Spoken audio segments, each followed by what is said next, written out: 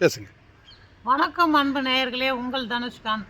ஒவ்வொரு வாரமும் நம்ம ஒரு கதையை சொல்லி அது மூலமாக கருத்துக்களை விளக்குறோம். இந்த வாரம் நாம் பேச போகிற கதை எளிமையாக நேர்த்தியாக எப்படி வெற்றி பெறுவது அப்படின்ற கதையை பற்றி நம்ம பேச போகிறோம். ஒரு ஏரியாவில் 3 நண்பர்கள் இருக்காங்க. ஒரு நண்பர் என்ன பண்ணுறாருன்னு கேட்டிங்கன்னா, தன்னுடைய வசதி வாய்ப்பை வெளிக்காட்டுறதுக்காக ஒரு 500 ரூபாய் தாளை வந்து சுருட்டி, அதாவது சிகரெட் புகைப்பது போல வாயில் வச்சு புகைக்கிறார்.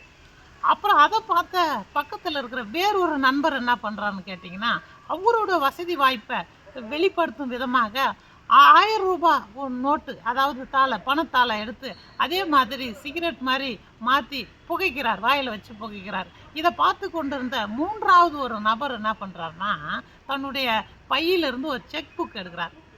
அந்த செக் புக்கில் இருந்து ஒரே ஒரு செக் லீஃபை கிழிச்சு அதில் 1000 மில்லியன் அப்படின்னு சொல்லிட்டு எழுதி அந்த விஷயத்தை வந்து புகைக்கிறார். ஒரு சிகரெட் வடிவில் செஞ்சு வாயில் வச்சு புகைக்கிறார்.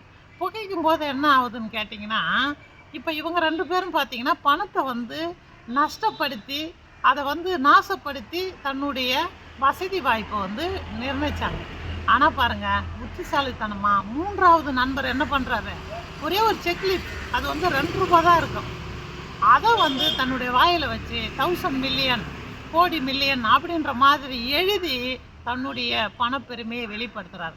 ஆகவே ஒரு வெற்றியாளனுக்கு வந்து அதிகப்படியாக செலவு செய்து வெற்றி பெறுவது முக்கியமே அல்ல. ரொம்ப எளிமையாக நேர்த்தியாக வெற்றி பெறுவது தான் முக்கியம் என்பதை இந்த கதை மூலமாக நம்ம சொல்கிறோம். ஆகவே நீங்களும் வந்து நஷ்டப்படாமல் கஷ்டப்படாமல் வெற்றி அடைய வாழ்த்துக்கள்.